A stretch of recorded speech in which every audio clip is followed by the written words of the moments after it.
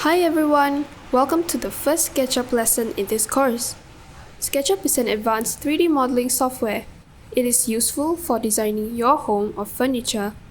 For this lesson, I will be sharing with you the basic tools that we will be using throughout the entire course. I will be using SketchUp Pro for the entire course, but if you are using the free version of SketchUp, you can still follow along as well. In the Pro version, the layout might look different compared to the free version. Some functions only Pro will be able to do so, but throughout this course, most of the functions that I will be sharing, you will be able to still operate with the free version as well.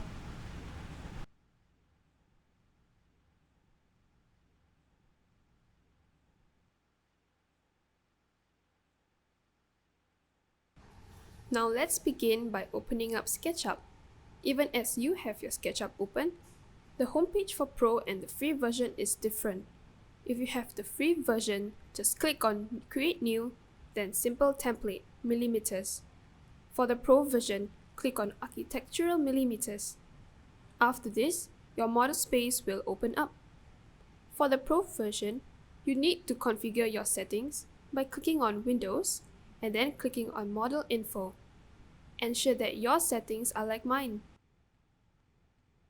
Have length, area, and volume to be in millimeters and display precision to be 0.00, 3 decimal places to have accuracy when creating your model. Also, make sure you enable angle snapping and length snapping as well. I encourage you to use a mouse when using SketchUp. If you want to rotate your view, you can click and drag on the scroll button on your mouse. Using the scroll button allows you to zoom in and out. Hold Shift and your scroll button to help you move in model space.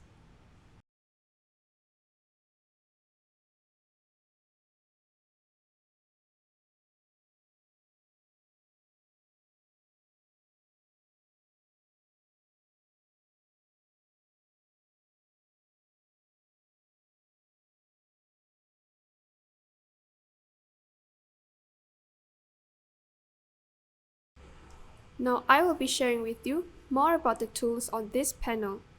If you do not have the Tools panel, you can click on View, then click on Toolbars. This tool is quite self-explanatory. Basically, when you're using this tool, you can select the different objects. You can click the spacebar for the Select tool, click once to select a part of the object, and double-click to select the parts that connects to the part you clicked.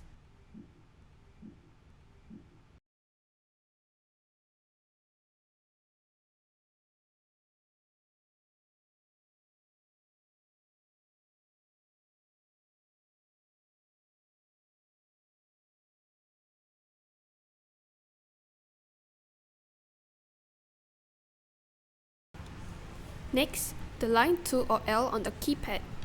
The pencil icon here. This tool helps you to draw lines onto your model to create details. When the points of the lines connect with one another, it creates a surface.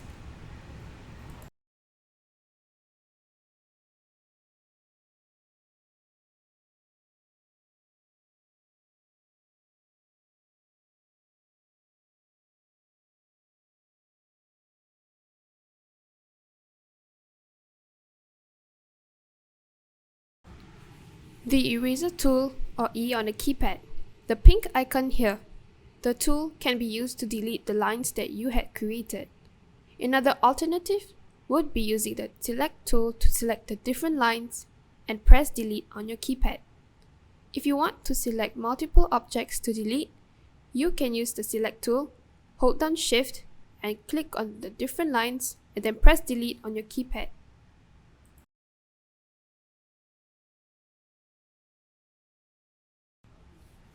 The Rectangle tool or press R on your keypad.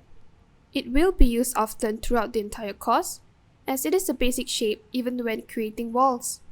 When you want to create a rectangle with specific dimensions, select the Rectangle tool, then click on the point in your model space and type in your desired dimensions.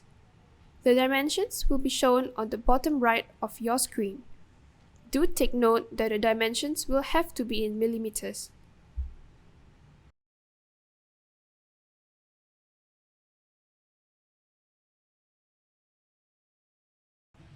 Let's say I want to create a column with a rectangle that I have here.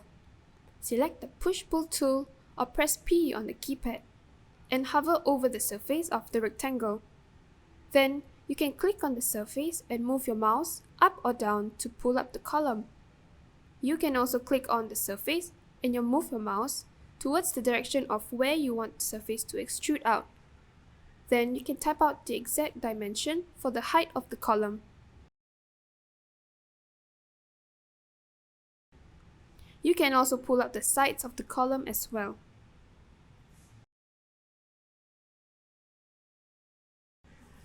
Select the Move tool and click on the object that you want to move or press M on your keypad. As you can see, I am only moving the surface that I have selected, not the entire column. What you can do would be triple clicking onto the column to select the entire project. When you double click on the side of the column, you are only selecting the lines and surface on that side. So if you want to move the entire column, you have to triple click to select the entire column, then select the Move tool to move the entire object.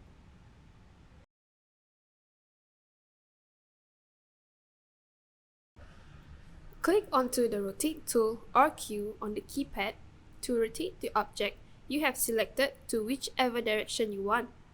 The object will snap to the green or red axis as you rotate it this way.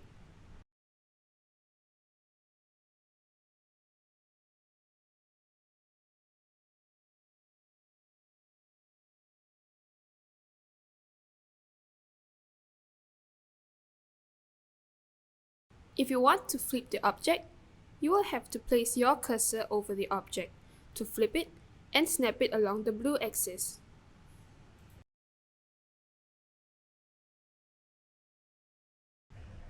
Click S on the keypad to select the Scale tool.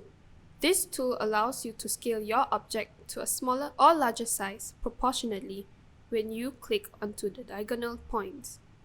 If you click onto the points on the middle of the surface, similar to the Push-Pull tool, you will be able to extrude the surface.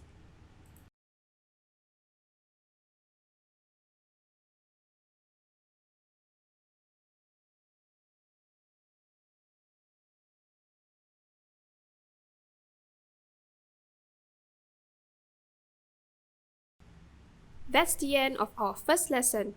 I encourage you to take some time to play around with the tools taught today so that you will be familiarized with the different tools before the next lesson. In the next lesson, I will be teaching you how to create floors and walls, and ultimately by the end of the course, we will be able to have modeled an entire kitchen space. See you guys in the next lesson.